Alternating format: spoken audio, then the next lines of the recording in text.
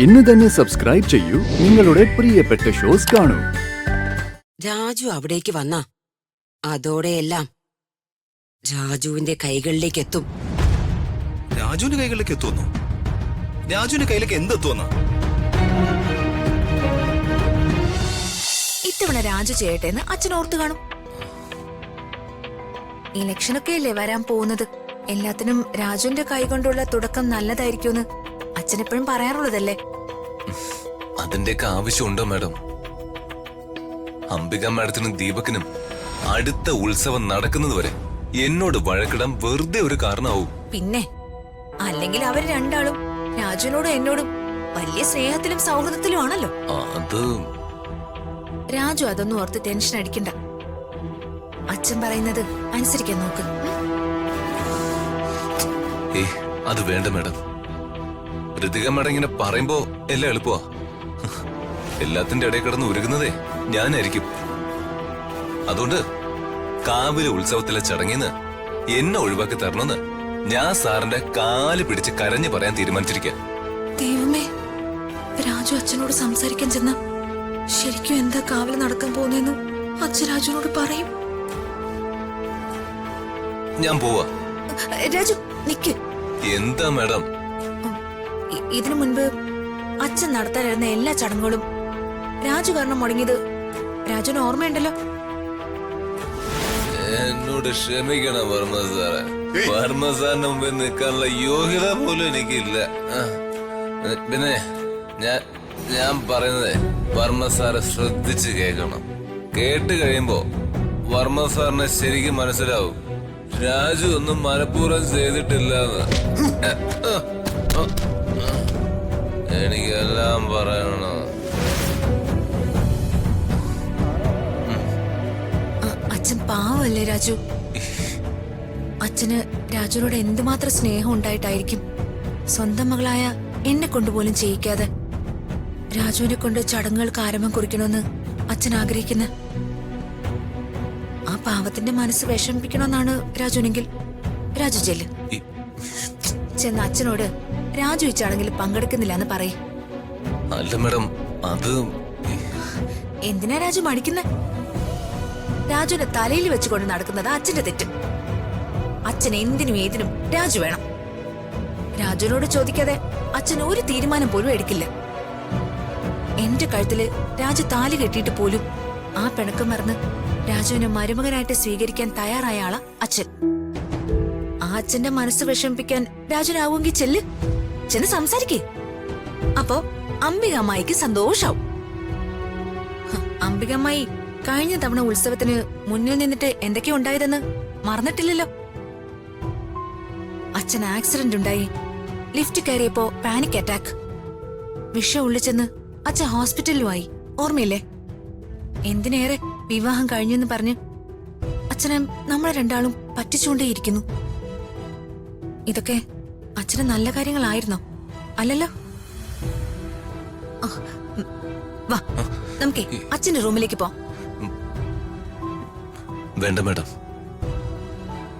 പാവം വർമ്മ സാറ്. സാറിന്റെ ആഗ്രഹമല്ലേ, നടക്കട്ടെ. ഞാനായിട്ട് ഇനി അതിനെതിരൊന്നും നിൽക്കുന്നില്ല.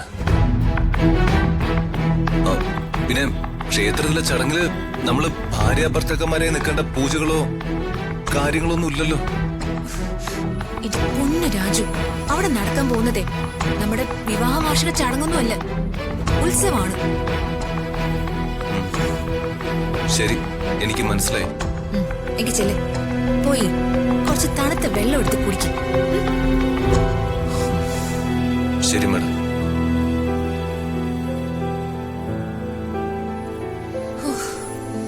സമാധാനായി. ഇനി രാജു ഉത്സവം വരെ ഇക്കാര്യത്തെ കുറിച്ച് വാ തുറക്കില്ല.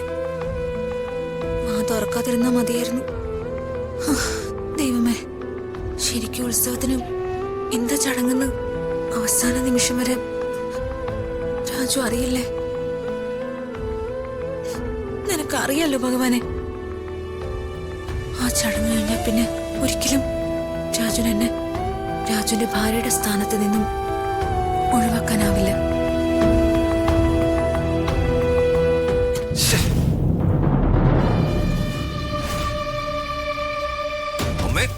ഈ അമ്മാവനിത് എന്തിന്റെ കുഴപ്പാ? കാവിലെ ഉത്സവം എല്ലാ വർഷവും നടക്കുന്നതല്ലേ? അതിനിപ്പോ പുതുമയായി രാജുവിന് എന്തിനാ അങ്ങോട്ട് ക്ഷണിക്കുന്നേ? രാജു ഋതികയും തമ്മിൽ വിവാഹം നടന്നിട്ടില്ലെന്ന് യാമിനി അമ്മയെ കൊണ്ട് പറയിക്കാൻ സാധിച്ചിട്ടില്ല. ഋതികയുടെ അമ്മ പത്മാവതി രാജുവിന്റെ വീട്ടിലെത്തിയ കാര്യവും അമ്മാവനെ അറിയിക്കാൻ പറ്റിയിട്ടില്ല. ഈ രണ്ട് കാര്യങ്ങളും നമുക്ക് അമ്മാവനെ അറിയിക്കണ്ടേ?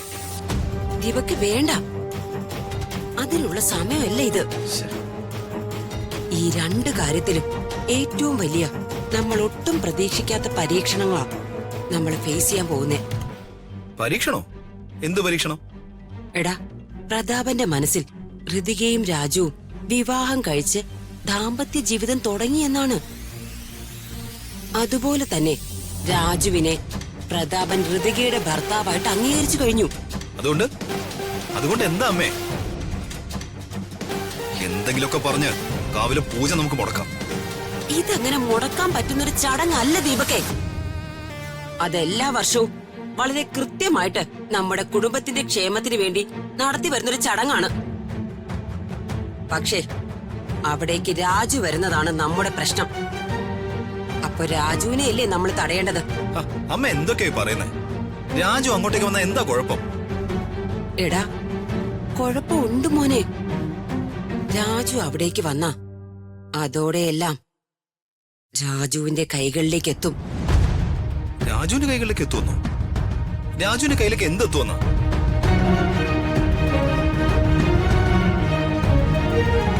എന്നാലും ആരായിരിക്കും ആ സ്ത്രീ? കാവിലെ ഉത്സവത്തിനെ കുറിച്ച് അവർക്കെങ്ങനെ അറിയാം?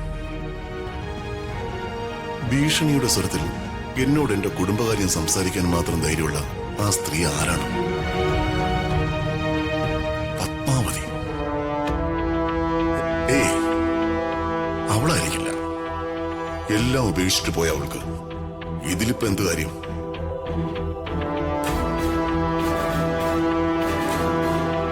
ചേട്ടാ, ആ ശേഖര, വാ.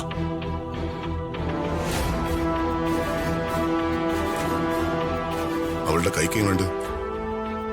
ഭാഗ്യത്തിന് പൊള്ളലൊന്നുമില്ല ചേട്ടാ. അവളോട് ഞാൻ ദേഷ്യപ്പെട്ടിരുന്നില്ല. രാജുവിന്റെ അച്ഛൻ പുറത്തുനിന്ന് എല്ലാം കേട്ടു. ചില നേരത്തെ എന്റെ ഈ മുൻകോപം അത് നിങ്ങൾക്കൊക്കെ ഭയവും വിഷമമാണെന്ന് എനിക്കറിയാം. പക്ഷെ എന്ത് ചെയ്യാനാ ശേര? അവൾ അമ്മയെന്ന് വിളിക്കുന്ന കേട്ടപ്പോ എന്റെ നിയന്ത്രണം നഷ്ടമായി പോയി. ചേട്ടന് മനസ്സിലാവുമല്ലോ, കയ്യിൽ ചൂട് ചായ വീണതിനേക്കാൾ ഋതമൊക്കെ വിഷമമായത് ചേട്ടൻ വഴക്ക് പറഞ്ഞപ്പോഴായിരിക്കും. മനസ്സിലാകും ശേര.